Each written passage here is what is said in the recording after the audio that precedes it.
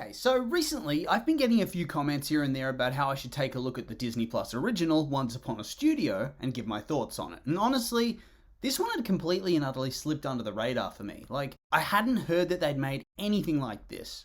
And so without really taking a look online to see what it was, I went over to Disney Plus to give it a watch, and yeah, this was an absolute banger. A celebration of all things Disney animation, and done in the best way possible. I will admit, I got really in my feelings watching this thing. And yeah, so despite this being pretty highly requested, I guarantee that at least somebody watching now has not seen it. So I would recommend you go watch it. But regardless, I'll recap it here for you now. So pretty much, the film revolves around the closing time at Walt Disney Animation Studios. Once the animators leave, all the artwork of the various different characters come to life, led by Mickey Mouse. And they all gather up to try and take a massive group photo to celebrate 100 years of Disney. We're talking characters from every single Disney classic movie, from every single era. From Pinocchio to Moana, as well as a bunch of the old theatrical shorts they used to play in cinemas back in the day. And of course, we also had our old faithful characters, Mickey Mouse, Donald Duck, Goofy, Minnie, Pluto. Hell, even Pete was there.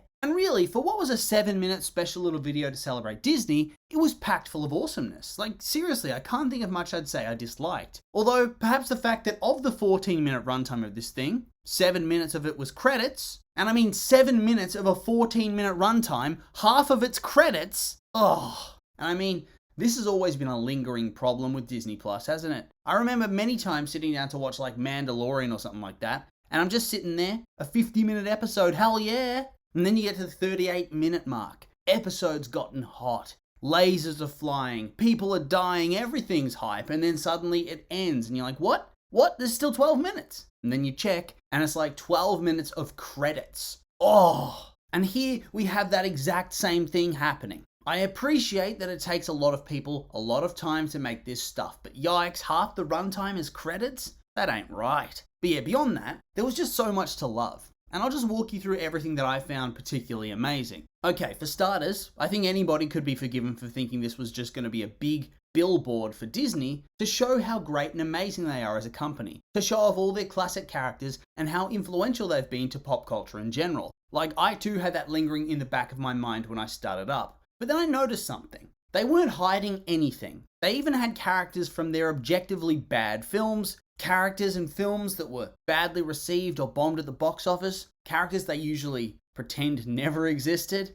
or characters that just nobody really remembers anymore. All of them were able to make the cut. All of them got a little bit of love. And so to me, that completely dispelled that marketing vibe, that clinical vibe, and it made it feel much more like a love letter to the company in general, and to the stories and the characters they've created. A love letter to the world of Disney as a whole. And yeah, it probably still was a little bit of a flex about how good they are. I mean, look at all these characters we've made. You know what? Where's the lie? They aren't wrong. But moving on. One of the big things that I felt was really special was how they seamlessly blended everything together. The live action environments and how the different animated characters interacted with it. It felt very early days Disney. Those movies where they'd make a hybrid live action film with a dash of traditional animation, like the penguins from Mary Poppins and so on and so forth. And in that way, it was so nostalgic. And really, it was also just a lot of fun to see all these different animated styles intermingling, interplaying with one another. Like when Moana was holding Flounder the fish. It was such a clash of styles, of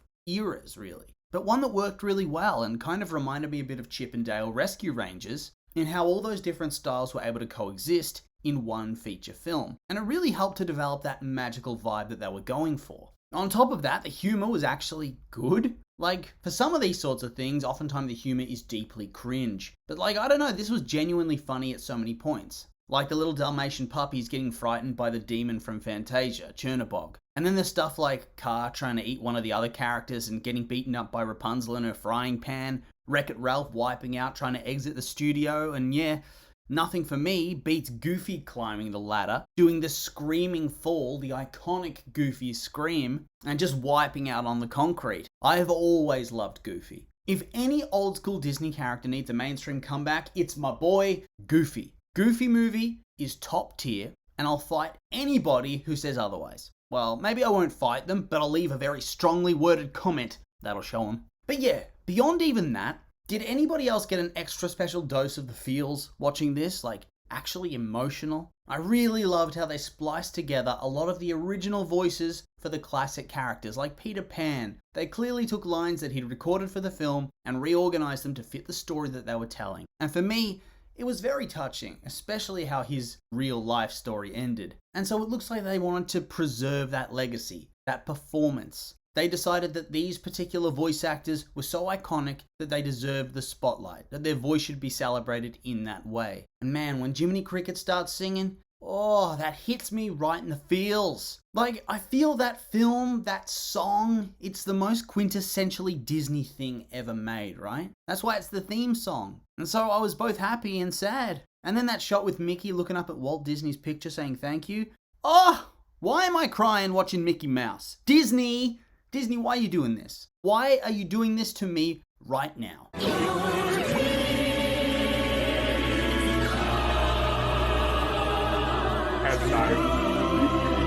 Oh, and then the shot of them all standing together outside the Roy E. Disney building, Walt's nephew. Oh, man. Honestly, seeing this and considering from every story I've heard about Walt, he seemed to love the mingling of live action with animation, the hybrid films. I really think he would have genuinely loved seeing all this, seeing all his characters and the characters of the next generations interacting and coming to life on a live action backdrop at his own studio. Yeah. So I'm emotional. A single manly tear rolling down my cheek. I totally wasn't sobbing. You can't prove anything. And so yeah, with all that being said, there really isn't much else to say. And so yeah, this wasn't a long short, and so I haven't made a long video today. And so with all that being said, these have just been my opinions, and now I'd like to hear yours. What did you think of Once Upon a Studio? Did you like it? Or did you have the objectively wrong opinion of not liking it? Fess up. I'm curious for your thoughts, so make sure to like, comment, and subscribe, and let me know.